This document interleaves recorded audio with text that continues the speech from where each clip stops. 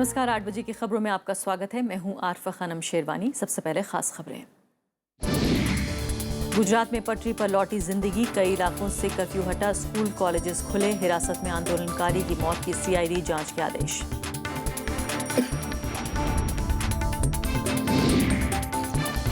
पाकिस्तान ने की सीमा पर भारी गोलीबारी, 3 नागरिकों की मौत, 16 घायल। पाक ने भारतीय उच्चायुक्त को तलब कर लगाया उल्टा आरोप। बिहार में नीतीश कुमार ने जारी किया विजन डॉक्यूमेंट, महिलाओं को 35% आरक्षण, युवाओं को बेरोजगारी भत्ता। बीजेपी ने कहा जनता करेगी फैसला। मानसून की बेरुखी से उत्तर और मध्य भारत में सूखे का अंदेशा, बारिश में 12% की गिरावट। यूपी, महाराष्ट्र, केरल में सहमे किसान। और वन रैंक वन पेंशन पर जल्द होगा ऐलान, रक्षा मंत्री मनोहर पारिकर ने कहा प्रधानमंत्री कर रहे हैं मामले की देखरेख। गृह मंत्री राजनाथ सिंह से मिले पूर्व सैनिक।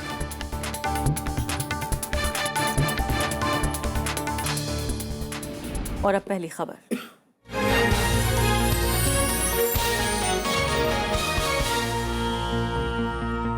गुजरात में अब हालात सामान्य हो रहे लगते हैं। 3 इलाकों से कर्फ्यू भी हटा लिया गया है। हालांकि अहमदाबाद के कुछ संवेदनशील इलाकों में सेना का फ्लैग मार्च जारी है। पटेल समुदाय जहां अपनी मांग पर अभी भी अड़ा है, तो विपक्ष अब राज्य में राष्ट्रपति शासन लगाने की मांग कर रहा है। गुजरात में जिंदगी पटरी पर लौटने लगी है। शुक्रवार को तकरीबन सारे बाजार खुले रहे। सड़कों पर रोजमर्रा की आवाजाही देखी गई। अहमदाबाद के नारनपुरा, घाटलोदिया और वदाज इलाकों से कर्फ्यू हटा लिया गया, जबकि हालात को देखते हुए निकोल, ओधव, रामोल, बापूनगर, नरोदा और कृष्णा नगर में अब भी कर्फ्यू जारी है। शहर के कुछ इलाकों में अब भी सेना बनी हुई है, जबकि बाकी जिलों में शांति बरकरार है। आज से नॉर्मल हो रहे, स्कूल भी खुल गए हैं, अभी शांति है। ऐसा ही माहौल कायम रहे, गुजरात में कायम ही शांति रहे। लोग ये चाहते हैं, हम चाहते हैं, सारी प्रजा ये चाहती है। बात रखना चाहते हैं सरकार के सामने तो उसे अहिंसक तरीके से रखिए। इस तरह से हाल ही में जो मंदिर जा रहे थे वो बाप बेटे की मौत हो गई, तो इस तरह से जो होता है तो वो हिंसा होती है और अल्टीमेटली हमको ही नुकसान होता है। पाटीदार समिति के नेता हार्दिक पटेल ने शुक्रवार को जाट समुदाय के लोगों से मुलाकात की, जो हरियाणा में आरक्षण की मांग की रणनीति बना रहे हैं। पटेल समुदाय जहां अपनी मांग पर अड़ा है, वहीं विपक्ष राष्ट्रपति शासन की मांग कर रहा है। कांग्रेस के विधायकों ने गुरुवार को राज्यपाल से मुलाकात कर सरकार की कार्यप्रणाली पर सवाल उठाए थे। 10 सालों के अंदर 500 लड़के को जॉब मिलती है, 500 सिर्फ 10 साल में। 8 से 9 हज़ार किसान आत्महत्या कर लेते हैं और जॉब नहीं मिलने की वजह से बच्चे जो छोटे होते हैं, उसकी माँ विधवा होती है, वो आत्महत्या कर लेता है। ये सबके दिल की आहट है और इसी वजह से आरक्षण का मुद्दा चला हुआ है और मैं मानता हूँ इसे राष्ट्रव्यापी बनाना है। 25 तारीख को जब हार्दिक पटेल और उनके साथियों ने कहा कि हम अनशन पर बैठे हैं, पुलिस का लाठीचार्ज हुआ, पुलिस ने एट्रोसिटीज की और परिस्थिति एकदम काबू के बाहर हो गई। किसने ये ऑर्डर्स किए? या होम मिनिस्टर ने किए, चीफ मिनिस्टर्स ने किए। वहीं गुजरात हाई कोर्ट ने पटेल समुदाय के एक व्यक्ति की पुलिस कस्टडी में हुई मौत की सीआईडी जांच के आदेश दे दिए हैं। इससे पहले गुरुवार को गुजरात हाई कोर्ट ने अहमदाबाद पुलिस को हिंसा पर जांच रिपोर्ट 15 दिनों में सौंपने के आदेश दिए थे। हाई कोर्ट ने सीसीटीवी फुटेज देखने के बाद कहा था कि पुलिस निजी संपत्ति को नुकसान पहुंचाने में शामिल थी। विशाल दहिया, राज्यसभा टीवी। पाटीदार अनामत आंदोलन समिति की अगुवाई में पटेल आरक्षण की मांग को सड़कों पर लाया गया। अहमदाबाद में विशाल रैली की गई और इस पूरे मामले में एक नया चेहरा उभर कर सामने आया। वो चेहरा है समिति के नेता हार्दिक पटेल का। हमारे संवाददाता विशाल दहिया ने हार्दिक पटेल से अहमदाबाद में खास बातचीत की।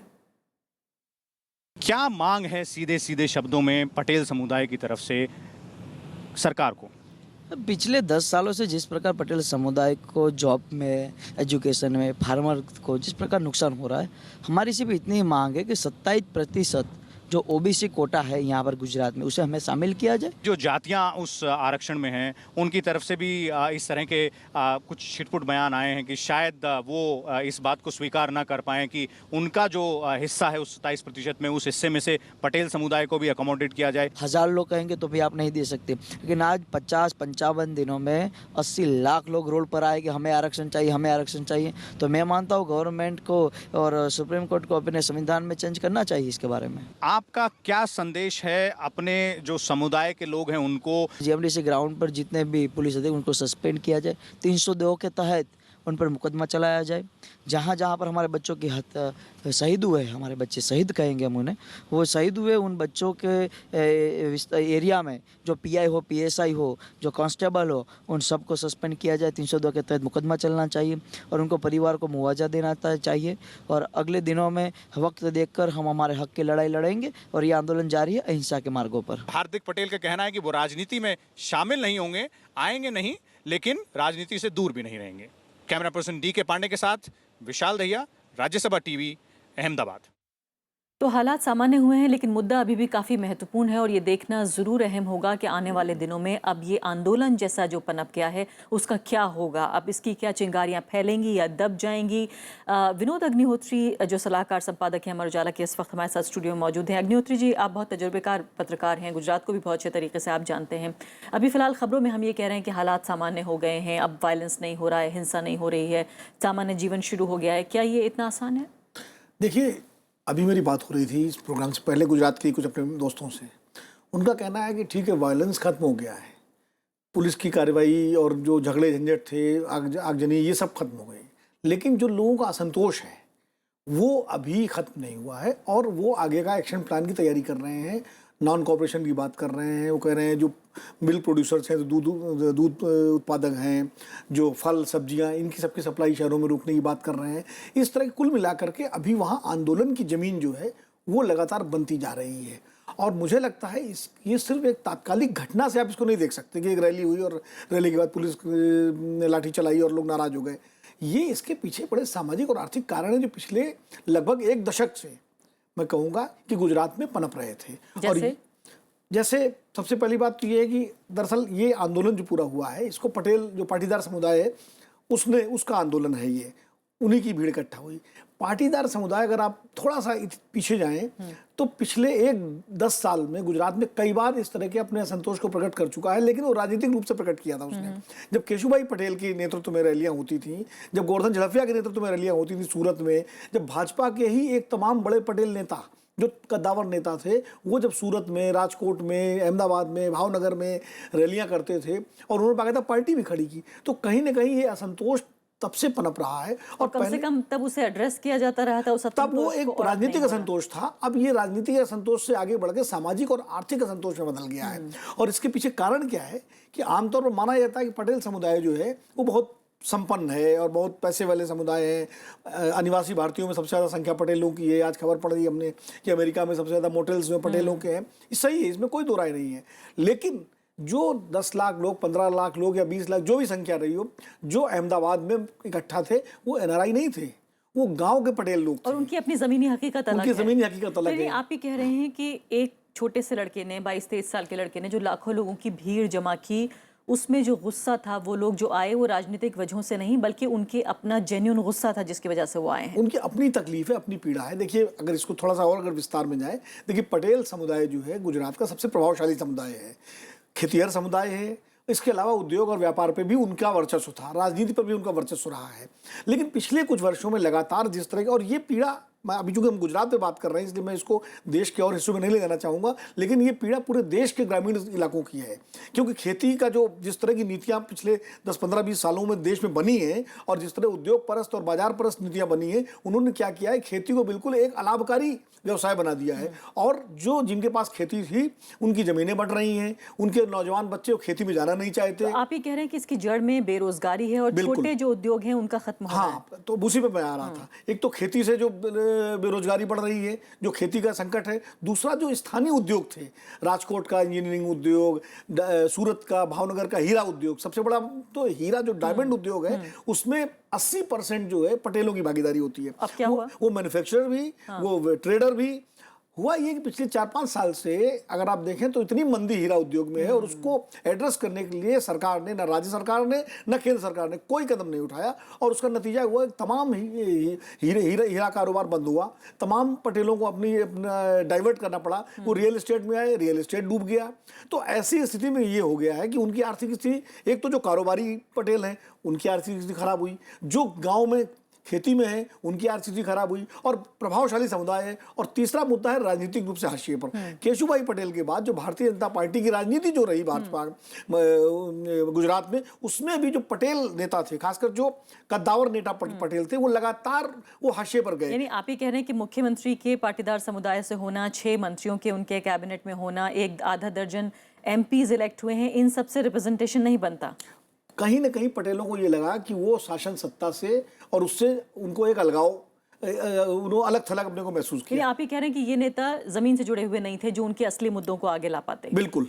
अगर ये पटेल समुदाय के जमीन से जुड़े हुए जो नेता थे पटेलों के, उसमें सबसे बड़ा नाम केशुभाई पटेल का था। उसके बाद गोवर्धन झड़पिया, वल्लभ भाई कथीरिया, बाबू भाई मंगूकिया, बाबू भाई उघाड़, ऐसे तमाम सारे नेता थे जो उस समय भारतीय जनता पार्टी में ही थे। और भारतीय जनता पार्टी से निकल करके उन्होंने किसानों के मुद्दों को लेकर, गाँव के मुद्दों को लेकर बड़ी बड़ी रैलियां की। और आपको याद होगा कि 2007 का जो विधानसभा चुनाव हो रहा था, उसमें तो ये स्थिति थी कि पूरा जो है भाजपा में पूरा विद्रोह हुआ और 35-40 विधायक निकल करके उन्होंने कांग्रेस के टिकट से चुनाव लड़ा था। और 2012 का जो विधानसभा चुनाव हुआ, उसमें तो बाकायदा केशुभाई पटेल के नेतृत्व में एक बड़ी चुनौती पेश की गई। ये अलग बात है कि राजनीतिक रूप से वो सफल नहीं हो पाए। तो क्या आप ये भी कहने की कोशिश करें कि जो आर्थिक नीतियां हैं राज्य सरकार की, वो दरअसल इसके लिए जिम्मेदार हैं? अगर हम पूरा देशव्यापी ना भी चर्चा करने की कोशिश करें कि एक मॉडल स्टेट जो गुजरात बताया जाता है, आर्थिक आधार पर बार बार बात होती है, तो वैसा नहीं है। देखिए, निश्चित रूप से क्या हुआ है कि गुजरात में जो विकास मॉडल है, जिसकी हम लोग बहुत बात करते रहे पिछले लोकसभा चुनाव में, लगातार उसको एक आदर्श राज्य के रूप में पेश किया जाता रहा,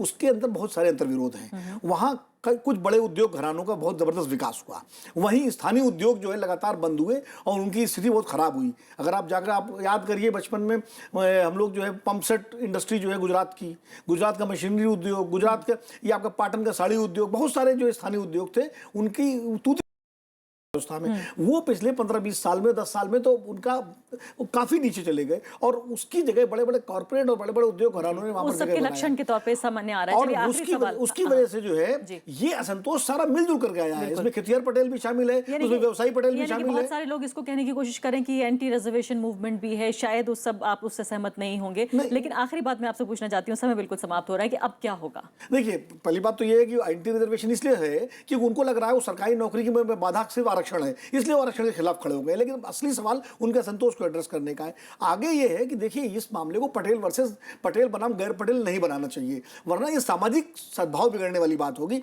मुझे लगता है इसको राज्य सरकार और केंद्र सरकार इसको एक सामाजिक आर्थिक समस्या मान करके अगर इसको एड्रेस करेगी तो न सिर्फ गुजरात में बल्कि हरियाणा, उत्तर प्रदेश, महाराष्ट्र, जहां जहां इस तरह की सामाजिक विषमताएं पैदा हो रही हैं, उसको दूर करने की बिल्कुल। लेकिन जिस तरह का आर्थिक मॉडल बन गया है, बड़ी पूंजी को जिस तरह का समर्थन मिल रहा है, बहुत मुश्किल लगता है जो आप सब कुछ कह रहे हैं उसका वापस बदल जाना। बहुत बहुत शुक्रिया आपका विनोद अग्निहोत्री जी। तो फिलहाल ये थी हमारी पहली खबर। अभी छोटा सा ब्रेक।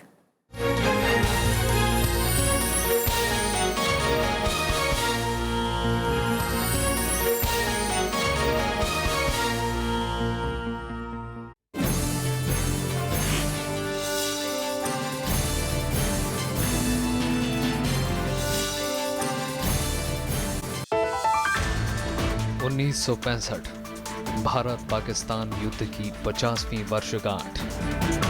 भारतीय जवानों ने दिया पाकिस्तान को करारा जवाब। देश ने किया अमर जवानों को सलाम। देश देशांतर में आज 1965 युद्ध 50वीं वर्षगांठ, रात 8:30 बजे।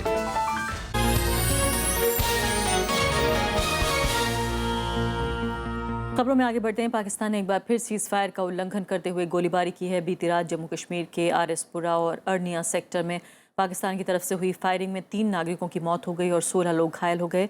भारत की तरफ से भी इसका मुंह तोड़ जवाब दिया गया।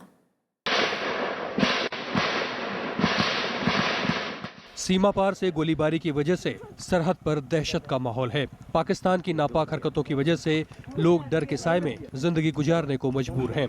आरएसपुरा और आर्निया सेक्टर में पाकिस्तान की तरफ से बीती रात फिर फायरिंग की गई, मोर्टार दागे गए। पाक रेंजर्स ने बीएसएफ चौकियों के साथ साथ आम नागरिकों को भी निशाना बनाया। भारत की ओर से भी इसका माकूल जवाब दिया गया।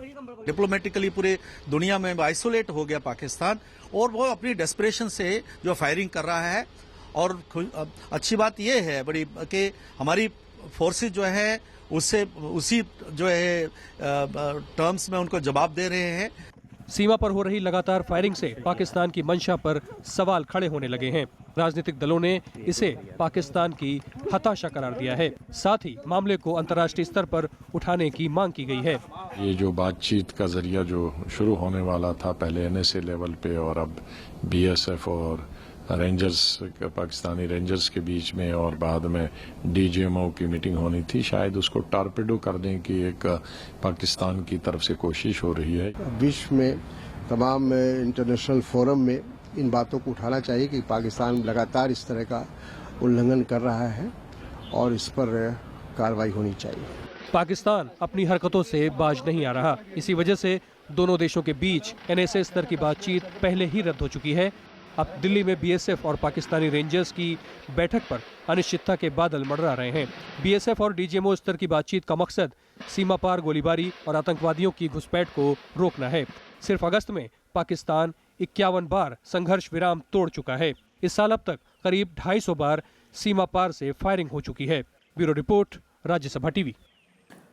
उधर पाकिस्तान के विदेश सचिव एजाज अहमद चौधरी ने इस्लामाबाद स्थित भारतीय उच्चायुक्त टीसीए राघवन को तलब कर गोलीबारी पर विरोध जताया है। उनके मुताबिक इस गोलीबारी में 6 पाकिस्तानी नागरिक मारे गए हैं, जबकि करीब 46 घायल हुए हैं। इधर भारत में गुरुवार को पकड़े गए पाकिस्तानी आतंकवादी को पूछताछ के लिए 5 दिनों की पुलिस रिमांड पर लिया गया है। बिहार के मुख्यमंत्री नीतीश कुमार ने अगले 5 साल की योजनाओं के बारे में आज बात की। इसमें सभी वर्गों का ख्याल रखा गया है। उन्होंने इसके लिए अगले 5 साल में 2,70,000 करोड़ रुपए की राशि खर्च करने की बात कही। हालांकि बीजेपी ने नीतीश कुमार के विजन डॉक्यूमेंट को गुमराह करने वाला करार दिया। बिहार में विधानसभा चुनाव की तारीखों के ऐलान से पहले मुख्यमंत्री नीतीश कुमार ने जनता के सामने अगले 5 साल की विकास योजनाओं का खाका पेश किया। उन्होंने कहा कि हम जिन योजनाओं को चला रहे हैं उनको आगे जारी रखने के साथ साथ उनमें और भी सुधार करेंगे। जिन योजनाओं को चला रहे हैं, क्रियान्वित कर रहे हैं, उनको तो दृढ़तापूर्वक आगे क्रियान्वित करना ही है और उन सभी कार्यक्रमों में जो आवश्यकता है उसके अनुरूप धनराशि उपलब्ध कराते हुए, उसको ठीक ढंग से मॉनिटर करते हुए, अनुश्रवण करते हुए इस काम को तो आगे जारी रखना ही है। लेकिन उसके अलावा आखिर हम जहां पहुंचे, हम जिस मंजिल तक पहुंचे हैं उसके आगे भी जाना। जिन 7 योजनाओं पर नीतीश कुमार ने ध्यान देने की बात कही, उनमें छात्रों को क्रेडिट कार्ड, स्वयं सहायता भत्ता, उद्यमिता विकास के लिए मदद, कॉलेजों में निःशुल्क वाईफाई की सुविधा, पाइप वाटर सप्लाई योजना, हर घर में शौचालय, हर घर में बिजली, हर गांव में सड़क, महिलाओं को 35% आरक्षण और 5 मेडिकल कॉलेज खोलना शामिल है। नीतीश कुमार ने कहा कि अगले 5 साल में बिहार के विकास के लिए 2,70,000 करोड़ रुपए की राशि खर्च की जाएगी। इसलिए हम राज्य की तरफ से ये विचार है हमारा कि एक स्टूडेंट क्रेडिट कार्ड की योजना हम शुरू करेंगे। स्टूडेंट क्रेडिट कार्ड 4 लाख रुपए की सीमा उसमें होगी कि 12वीं कक्षा के बाद कोई भी उसका लाभ उठा सकता है। स्टूडेंट क्रेडिट कार्ड 4 लाख रुपए तक का। इधर बीजेपी ने कहा है कि अब नीतीश कुमार के भाग्य का फैसला जनता ही करेगी। समय आ गया है कि अपना लेखा जोखा लेके बिहार की जनता के पास जाएं, उनको बताएं कि हमने क्या किया है, भविष्य में क्या करेंगे वो बात की बात है। आज तक उन्होंने क्या किया है बिहार की जनता को बताएं, तब शायद कुछ गुंजाइश बन सकती है। बिहार विधानसभा का इस बार का चुनाव कई मायनों में अलग है। अब लोगों को इंतजार है चुनाव की तारीखों का। Bureau report, Rajya Sabha TV. रक्षा मंत्री मनोहर पर्रिकर ने 1 रैंक 1 पेंशन के मसले के जल्द सुलझने की उम्मीद जाहिर की। उन्होंने कहा कि प्रधानमंत्री नरेंद्र मोदी खुद इस मामले को देख रहे हैं। इस बीच सरकार और पूर्व सैनिकों के बीच बातचीत की कोशिशें जारी हैं। दिल्ली के जंतर मंतर में 75 दिनों से 1 रैंक 1 पेंशन की मांग को लेकर पूर्व सैनिकों का आंदोलन जारी है। मांग पूरी नहीं होने की वजह से सैनिक 1965 के युद्ध की जीत के स्वर्ण जयंती समारोह में शामिल नहीं हुए। पूर्व सैनिकों ने प्रधानमंत्री से मुलाकात का समय मांगा है। नहीं आए। क्यों नहीं आए? हम दुखी हैं, गुस्से में हैं। प्रधानमंत्री जी से गुजारिश है कि आप हमें बुलाएं, हमारी को सुने, और मुझे पूरा यकीन है कि आप जब को सच्चाई पता लगेगी तो आप एकदम हमें 1 रैंक 1 पेंशन दे दोगे। सरकार की ओर से इस मसले को सुलझाने की कोशिशें जारी हैं। पूर्व सैनिकों के प्रतिनिधिमंडल ने शुक्रवार को केंद्रीय गृह मंत्री राजनाथ सिंह से मुलाकात की। रक्षा मंत्री मनोहर पर्रिकर ने कहा है कि प्रधानमंत्री कार्यालय इस पूरे मसले को देख रहा है और जल्द इस बारे में फैसला होगा। मैं इतना ही बोलता हूँ कि इन प्रिंसिपल तो अप्रूव कर दिया, अभी थोड़े बहुत जो कुछ गैप्स है वो भरने की कोशिश चालू है। Give it some time for completion. 1 rank 1 pension पर सरकार और पूर्व सैनिकों के बीच कई बार बातचीत हो चुकी है, लेकिन इसे लागू करने की तारीख और वेतन को लेकर पेंच फंसा है। पूर्व सैनिक पिछले 2.5 महीने से इस मुद्दे को लेकर अनशन कर रहे हैं। 1 रैंक 1 पेंशन लागू होने से करीब 24 लाख भूतपूर्व सैनिकों और उनके परिवार को फायदा मिलेगा। Bureau report, Rajya Sabha TV. देश आज 1965 के भारत पाकिस्तान युद्ध की स्वर्ण जयंती मना रहा है। पूरा देश शहीदों को याद कर रहा है। अमर जवान ज्योति पर राष्ट्रपति प्रणब मुखर्जी ने शहीदों को श्रद्धांजलि दी। पाकिस्तान के साथ 1965 में हुए युद्ध को 50 साल पूरे हो गए। राष्ट्रपति प्रणब मुखर्जी ने अमर जवान ज्योति पर शहीदों को श्रद्धांजलि दी।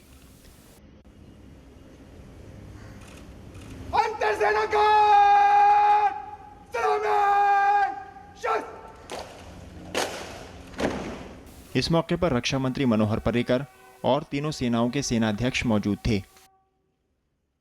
प्रधानमंत्री नरेंद्र मोदी ने ट्वीट किया कि 1965 में हुए युद्ध के 50 साल पूरे होने पर मैं उन सभी साहसी जवानों को नमन करता हूं जो युद्ध में हमारी मातृभूमि के लिए लड़े। सैन्य बलों का साहस और उनकी बहादुरी प्रेरणादायी है। उन्होंने हर बाधा पार की और भारत की एकता और अखंडता की रक्षा की। 1965 में 5 महीनों तक पाकिस्तान के साथ चली जंग में भारतीय सेना ने पाकिस्तान को हर मोर्चे पर शिकस्त दी थी। बाद में संयुक्त राष्ट्र के दखल के बाद दोनों देशों के बीच हुआ था। Bureau report, Rajya Sabha TV. आज नागालैंड के त्वेनसांग में उग्रवादी संगठन NSCN-K और सेना के बीच मुठभेड़ हुई, जिसमें सेना के ने 6 उग्रवादियों को मार गिराया। सेना की ये दूसरी बड़ी उपलब्धि है। इसी साल जून में उग्रवादियों ने भारतीय सेना के 18 जवानों की हत्या कर दी थी। जवाबी कार्रवाई में भारतीय सेना ने उग्रवादियों के म्यांमार बॉर्डर से सटे 2 कैंपों को खत्म कर दिया था।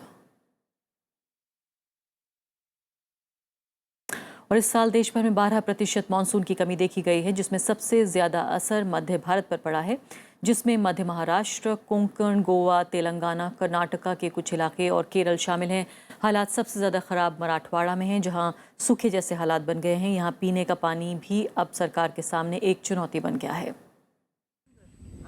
मराठवाड़ा में सूखे जैसे हालात हैं। बारिश बेहद कम हुई, जिससे अब यहाँ के बाशिंदों के लिए पीने के पानी का इंतजाम करना भी मुश्किल हो गया है। पानी की कमी सरकार के लिए बड़ी चुनौती है, जिसका हल ढूंढने का हर संभव प्रयास किया जा रहा है। जो अकाल की परिस्थिति है, उस परिस्थिति के ऊपर राज्य सरकार के माध्यम से आज यहाँ पर एक बैठक ली गई।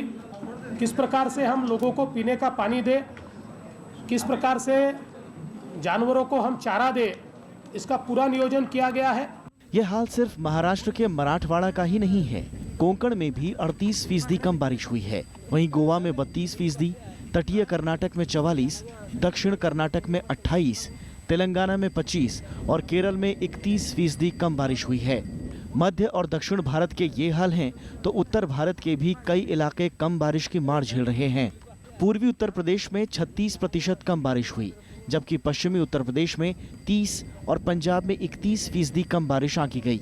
जो मुख्य एक पैरामीटर हो सकता है जिसकी वजह से कम बारिश अभी तक हुई है वो एलिनो का है, क्योंकि इस साल काफ़ी स्ट्रॉन्ग एलिनो पैसिफिक ओशन में बना हुआ है और उसका असर हमारी मानसून की बारिश में हमने देखा है कई बार अच्छा नहीं होता है।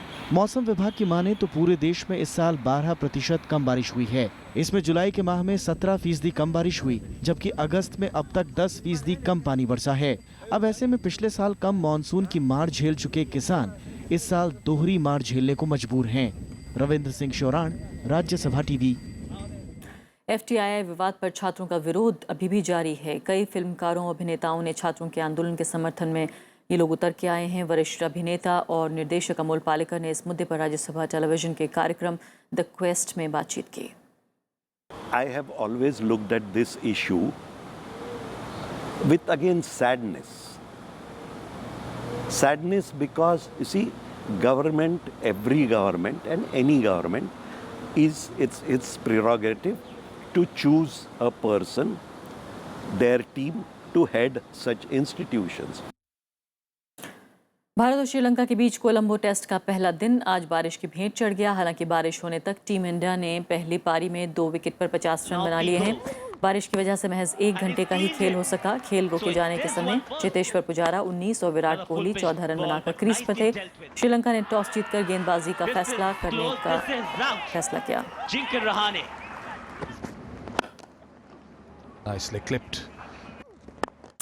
तो इसी के साथ अभी के लिए इतना ही। नमस्कार।